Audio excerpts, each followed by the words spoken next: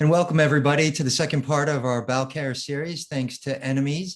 I am joined today by a fantastic individual, so much a part of this Thrive community, Ryan Gebauer, and just want to really thank him for all the hard work that he's done. He's actually a national community relations advocate for Quest Health, who is the umbrella on top of Enemeez right now, and just a big reason why we've been so thankful and growing by leaps and bounds the Thrive community. So welcome, Ryan. I know you've been on here constantly, but we finally had a chance to interview you.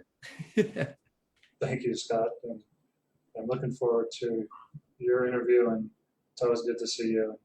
Fantastic. Well, Ryan is no stranger to spinal cord injury, and obviously we want to dive into that. But just to let you know, he graduated in business administration from Florida Atlantic University. He's also started up the largest support group in the state of Florida, probably in the whole country, there in South Florida. So he's definitely a household name. So we definitely want to talk to you about the changes that have taken place over the years, because it's been 25 years now that you've been spinal cord injured. And so we want to talk about the changes that you've been through in your life, but also those that you see happening to the spinal cord injured community over the years. But as we always like to begin, Ryan, is just to see, to take people into our lives. You were 16 when you originally became paralyzed. Can you tell us a little bit about Ryan before paralysis, and then we'll get into what caused your paralysis? Perfect. Thanks, Scott. Ryan, prior to injury, was a typical 16-year-old male teenager. Was just at the tail end of my sophomore year here in Coral Springs, Florida. And I was a teenager trying to find a path to what next after high school, a path to acceptance, a path to wanting to fit in, a path of making mistakes, and also a path of having fun. And I had lots and lots of friends in my mind that I thought of, but I've truly found those friends post-injury, which we talk about later. But it was the support of my neighbors, the community, my family, friends, the true friends that I end up developing and finding that had supported me through those Ryan teenage years that I wasn't aware of. I didn't find that out until after my injury. And I really took the blinders off and saw what kind of support that I actually had as a teenager. Wow, Ryan, that's so powerful. And as you well know, again, and we'll get into the support group there in South Florida that you founded, but how important it is to have like a strong group, whether family and friends around you, because unfortunately there's so many people, whether it be in nursing homes, and not to judge them, but maybe don't have the family and friend support. And sometimes it takes something really traumatic for that to really test the relationship, test the family structure, the family household. And you were absolutely tested. So take us through 16 years old. Again, in that age group, I use the word crazy a lot, but we're just like, and I say guys, we're just like free in our bodies, we're free in our minds, we're pushing boundaries, pushing comfort zones. And you kind of did that. Can you take us through? And I'm not sure even if you remember the experience, but how it was told to you and what happened on that day that caused your paralysis? Yes. So I was not your AB student. I was your average high school student. I was not your competitive, at the time, junior varsity sports enthusiast player. Wasn't part of any type of community sports or games. What me, and as well as friends and the other teenagers around the neighborhood growing up, is that we would just get on our bikes and just travel around the city, travel around areas of developing neighborhoods, and just explore. And one of the things that we had passion for was height. We used to build tree forts, sleep in them, and rope swing, and jump out of them. Our neighbors used to say, "You're not monkeys, you're teenagers, keep your feet on the ground." But we just kept pushing the envelope. I like to say when I do presentations that we were the MTV Jackass guys without the cameras. That's the type of fun, non-drug things that we did, jumping off of roofs and bridges. And on that day, 1995, June 19th, it was 4 days into the summer after my sophomore year, that me and a couple friends climbed a tree. I was about 36 feet up in the tree, and the intentions were fully to leap out as a tree into the canal where our friends were in a waiting boat, a John boat to pick me up and then drive back inland.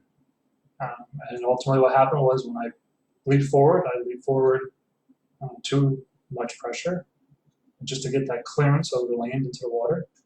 And I ended up losing balance. I did belly flop. And when I hit the water, it was 36 feet impact, just face first on the belly. And that's when I had severed my spinal cord at the third and fourth vertebrae, which put me as a complete quadriplegic. Ryan, had you done that before? Yes, many, many times, different trees, roofs, bridges all over Palm Beach and Broward. It was just something that we did. That we, as teenagers, we experienced smoking weed and drinking, but that was our drug, was adrenaline and just jumping off of anything into the water. So did you, when it happened, I meant, did you know, I meant, can you recall the story? Did you black out? I mean, it's interesting when people become paralyzed. Some people remember vividly every little detail. Others like just remember waking up in the hospital and being told that they're paralyzed now. May I ask what you recall, if anything? So I don't remember the impact part of it, but I do remember waking up. And because it was about 2 o'clock in the afternoon, the way that the sun was facing towards the water, opening my eyes to my memory was like a prism. And I was just going in and out of consciousness. And like maybe the third time after opening my eyes, I was laying on the embankment where the friends were telling me, get up, get up, get up. It was at that point I knew I was paralyzed. And I knew I was paralyzed because a month prior, Christopher Reeve sustained his injury. And that's Whoa. when I really learned about spinal cord injury, was because I used to watch ESPN every weekday after Sunday for the football scores and the highlights and stuff. So that was one of the ESPN highlights that Monday after Reeve's injury, and that's where I learned the spinal cord injury. So when I was laying there, that was my first question to my friends, as well as to the first responder that was there, who was a firefighter that happened to be around in the area. And that was my first question. And there was no answer to if I was or not. I didn't learn that until about 4 weeks after, spinal shock and pain medication and all the other surgeries and stuff that went along, that I was a little bit more coherent of what was going on. Thankfully for my mom being there and maintaining, organizing everything and keep on top of the doctors, being that she was a registered nurse in RN.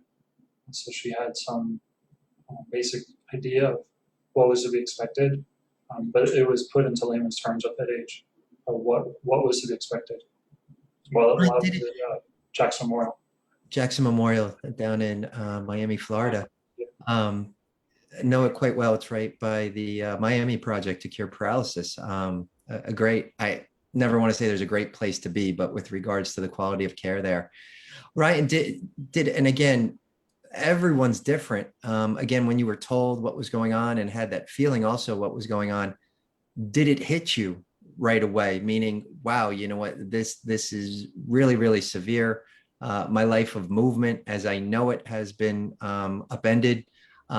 Or was it just something that maybe hit you later on down the road, if ever? It's interesting to talk to all different individuals through the Thrive community, and everyone has a unique story, but there are some hit them right away. And you know what, it changed their life and they got depressed. There have been others who aren't on this program right now, whose family have spoken to me, and they couldn't take it. They knew exactly what had happened to them from the very beginning. And unfortunately, they're no longer living right now. There are other people for many years have gone, and like it was almost just like a speed bump in which they got over, and they learned to live life in a wheelchair and just move forward. But Um, what's your story with regards to, if anything, hit you immediately? Knowing that Chris was quote unquote paralyzed, if it was my injury was a year later, and be able to see as he was closely with Barbara Walters and Robin Williams to see the type of wheelchair he was in, I think I would have been a little bit more alert and educated to it. But being a teenager, uneducated, oblivious to what was going on mentally, I thought it was 6 to 8 weeks. As past friends, because I never broke a bone in my body prior to that, that it would be a 6 to 8 week course till I would be healed. Um, Let the bone to let the vertebrae in your neck heal. correct. So Right. I was not really there of reality of what the long term. And it wasn't until I started attending rehab at Pinecrest in Delray Beach where I started to see other individuals like myself, a little lower level injuries, 4, 5, and 6, 7, that were there for 3, 4, 5 months. And it started to really dwell and sink in that this is long term. What they're going through is months compared to weeks.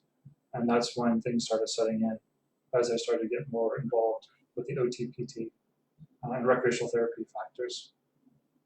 And when you say setting in, I meant, would you describe that as just a sadness? Would you even to the lengths of depression?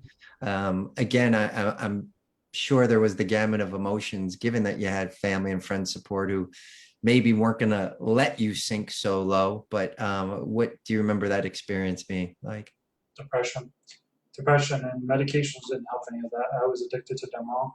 I used to fake pain to get the Demerol shots. I did that purposely because I wanted to basically be knocked out. I got the little high for a couple of minutes and would zonk out for a couple of hours. And every 4 hours, I was getting the Demerol shot.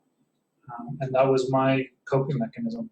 It was just not even a coping mechanism, more of a downhill depression.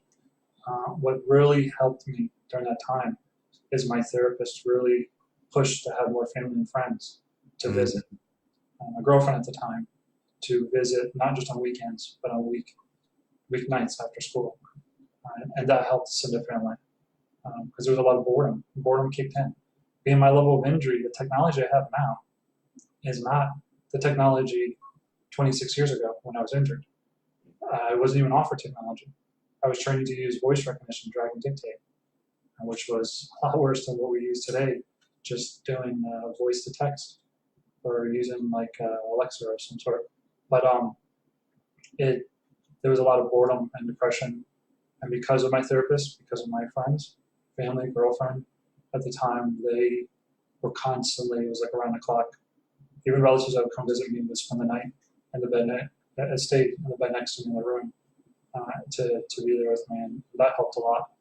That helped a lot until I was discharged and came home. I was reintegrated. Right. And I know it's easier said than done now, knowing what you know 25 years later. I'm coming up on 36 years. Like that, there's a lot that, like, obviously we've experienced now, and we both do a lot to help the spinal cord injured community in various ways. One being the Thrive community. But I want to stay with this feeling of depression, and I know that family and friends, and I love that the girlfriend still stuck around and everything, which is probably not as common as you would think, being a teenager. But I'm just, I'm wanting you to put that hat on now in terms of 25 years later and the amazing work that you do as an advocate, obviously for Quest Healthcare, but also with the spinal cord injury support group there in South Florida. Is that okay? You have someone who's newly injured, someone who you know is in a depressing state, someone who has kind of been sent to the support group. Hey, this group will help you and everything. What do you say to someone like that who may not have necessarily the friends and family? Because I'm right there with you. I mean, I would never be here today without the droves of friends and family there to support me, to kind of knew when I was feeling those lows, but we're also there to kind of really help pick me up. What do you say to those people that may not have that support group around them? Well, today I can say, as I do, that there's life after injury. And as we are in our 31st year of the ADA, American Disability Act, laws, policies, equality is improving significantly in leaps and bounds. Technology, individuals today that may have been a doctor that is now paralyzed can continue to be a doctor. If you were a huge fan or a big competitive basketball player, you can. The only difference is that you're going to have 4 to 6 wheels under your tush, just depending on what type of chair you use. But there is life after injury, and it took me a few years. It wasn't until I got into college that I realized that. But as I started going through those hurdles, getting into school, the friends that I had that basically were the fire under my butt to springboard me forward, I started to meet new people, new friends, new faces from around the world that were attending college that became my friend and a supporter and someone that would work on projects with me or a note taker. And then to this day, I'm still friends with those individuals. So if you may not have a friend now, there are many individuals that are out there that are willing to help. Therapist, doctor, nurse, going back to school, a coworker going back to work. It may be tough for that time frame, but things do get better. And if you just never give up and you continue to move forward and you have good mentors, and mentorship can come from United Spawn or Christopher Reeve Foundation or a local support group, these mentors will help guide you through all the hurdles that they've overcome and they've learned from others that have overcome in past years. That's phenomenal advice. I want to rewind that tape because so what you're saying now is that almost like a couple years went by, a few years went by, Florida Atlantic University, your major business administration, is that, do you remember, and it sounds like it came gradually for you, in which you started to flip that switch and really invested in this thing called hope and realistic hope, not necessarily to get up and out of that wheelchair and regain movement and bodily functions and all that, but realistic hope that, you know what, there is a life to be led. There is a place for me here and a purpose.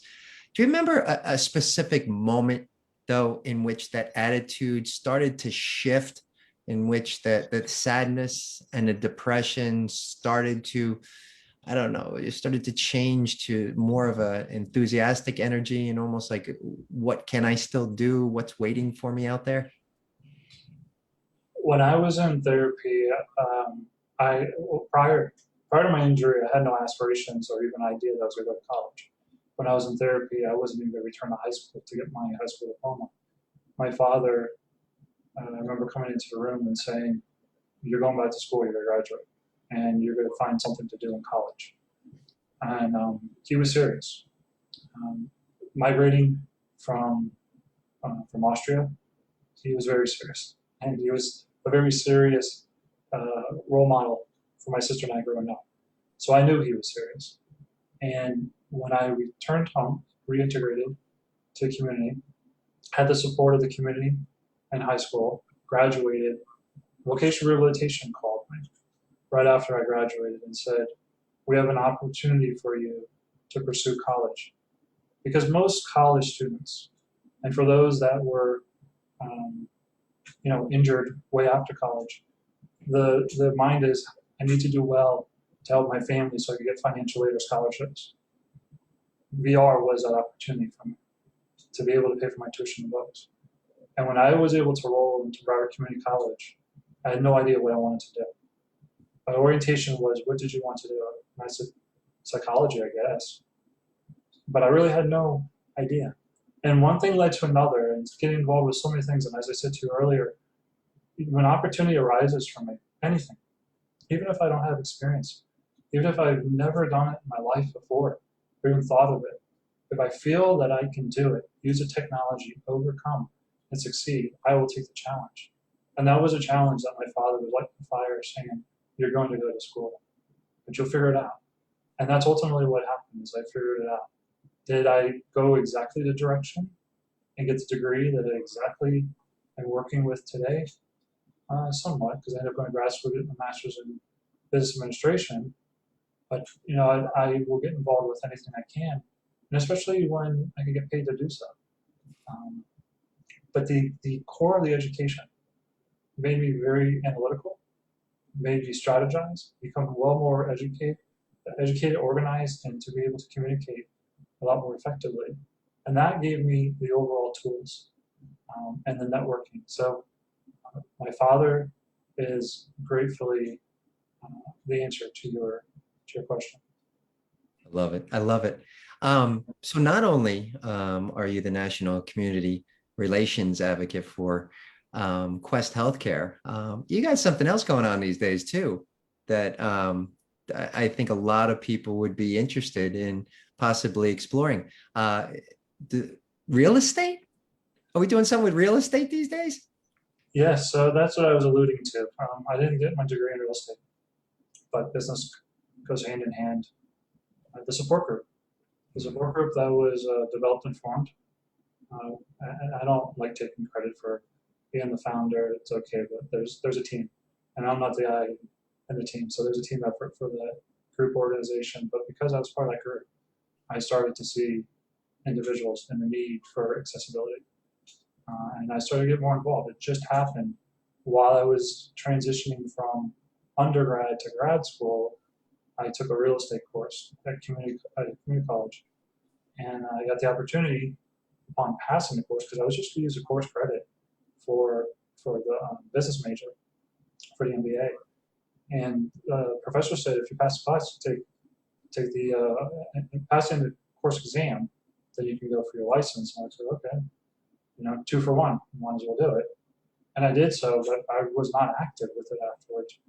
And it wasn't until about 4 years later when I met the group that I started to witness. And I said, you know what, this is something I need to endeavor a little bit more.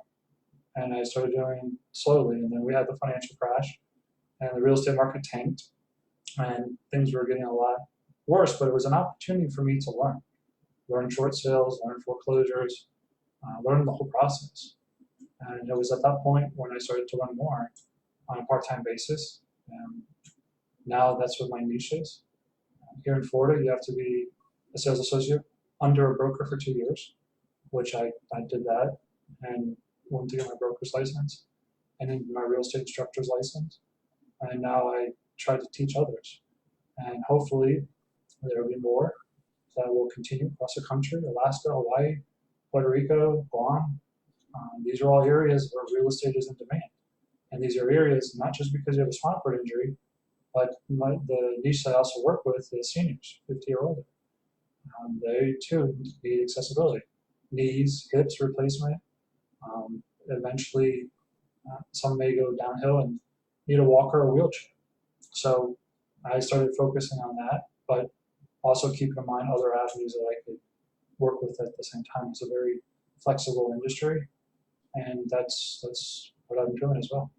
Now, just out of curiosity, are you able to sell homes or to, I don't even know the term, be an agent for a home that's maybe not accessible, but whether it be virtually or work with a member of a team, be able to be the head person for possibly that sale?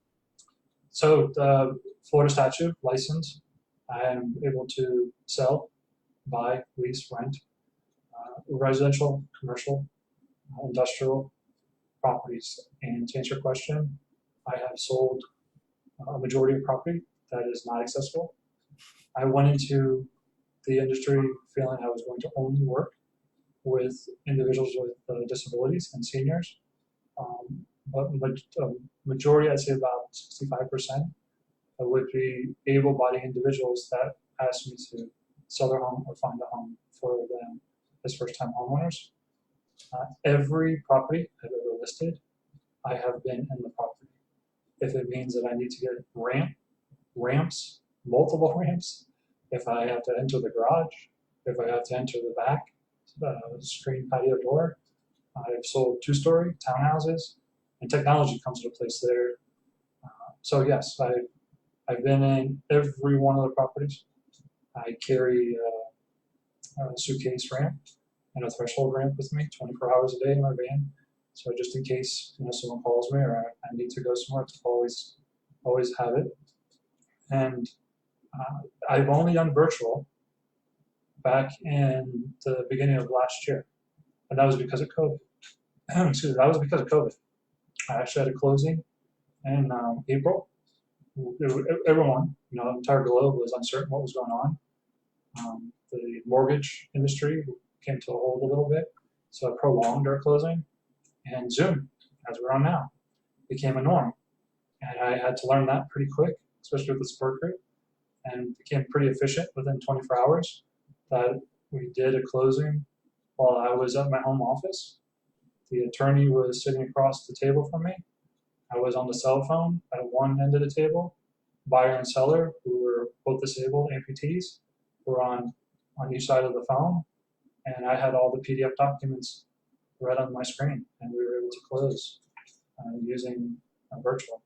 And then it prolonged a little bit with what way things were going, and it became sight unseen purchases. So I had 2 condos last year that we sold where the buyers never even showed up to the property. It was their agent that had showed up and did a virtual tour, did the virtual inspections, and did a virtual closing.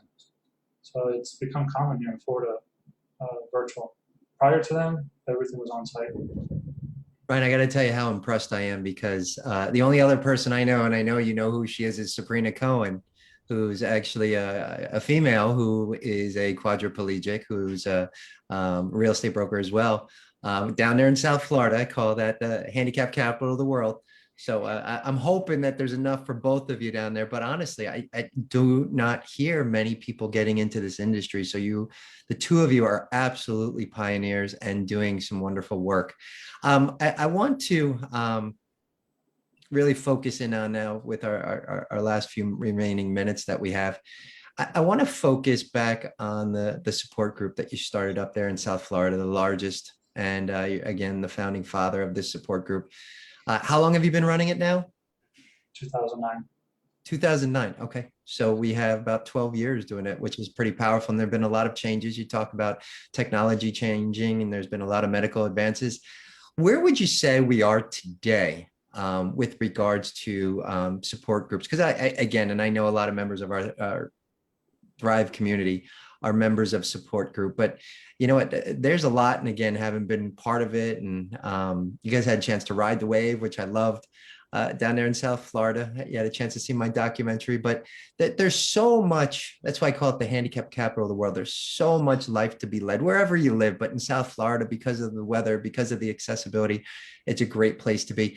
What do you notice trending though, as some of those topics that seem to constantly resurface in your support group meetings? Well, I could say that this venue, the Thrive community, has helped individuals see that they can too go be part of support groups, start their support groups, as well as being part of United Spinal, the chapters, as which we are the South Florida chapter. New Mobility Magazine, you have all the, which are involved with the Christopher Reeve, doing the interviews and the Q&As. There's a lot more social media, there's a lot more technology that's providing those who are inpatient as well as being at home to learn and to see, as I actually said, there's life after injury. The common topics are bowel and bladder, and they never change. They're constantly, and I would say the common remark is, if I could have my bowel and bladder and never walk again, I would love it. And I remember hearing that 20 years ago. I thought, wow, that's crazy. I would love to walk again. But when you have bowel and bladder issues that are so uncontrollable, so uncertain, like a roller coaster has its ups and downs throughout the week, and you just don't know how to control it, or there's products that you're not using because they were recommended by someone and it's just not working for you, or just over time just not working anymore. That is the common topics. But the best topic right now is seeing that we have the Paralympics finally televised, is that we're starting to see more individuals with disabilities, not just spinal cord injury, that are now receiving awards for movies and documentaries. We're now seeing commercials like Target showing individuals in wheelchairs checking out. We're starting to see a lot more diversity in our community. And this is allowing individuals to go out to be part and to continue moving forward. And that helps our support group because when that type of mindset comes to a support group, when someone is a hand cycler or the Fort Lauderdale Sharks wheelchair basketball team, who just won the championship last month, comes to a support group for the Miami Heat Wheels a couple years ago and brings that huge trophy. It shows accomplishment, it shows pride, and those who are around who are not part of it or really injured can see that they actually can be part of that too, or at least attempt to get out of bed, get out the front door, and be part of something. Anything's possible, that's for sure. Ryan, last question. What's next for you? There's so much that you're doing, so much that you've accomplished, so much behind you. What's in front of you? Maybe something that you've wanted to do, haven't done yet. Maybe it's something off your bucket list. What's next for Ryan? Pre-COVID travel, I've never put wheel onto an international anywhere. I've never left the country. For my birthday in 2019, I got my passport with intentions to go into small steps, so to speak, baby steps to the Bahamas. So I'm looking forward to that. And I want to be like you, Scott. I want to be a husband at some time. I want to be a father if those are permitted. And that's what I'm actually pursuing at this point. I love it. I love it. And Ryan, if people want to reach out to you, connect with you, what's the best way to contact you? Facebook. Ryan Gebauer on Facebook. Facebook is the easiest. If I give you an email, spelling that will get lost in the shuffle, but Facebook, first and last name. Absolutely. You can find him here in the Thrive community and then friend him and everything. But I have to tell you, he is absolutely an amazing person to have in your corner. Is so knowledgeable on all subjects related to spinal cord injury. And again, no coincidence that he's running the largest support group there in South Florida. Ryan, always a pleasure, my friend. Thanks for joining us here in the Bowel Care series. But we're going to be doing a lot of interviews together and trying to educate and make a difference in this world. But I'm glad we got to know a little bit more about you tonight. Thank you, Scott. Keep up the good work. I know you help many, many others. Thank you, my friend.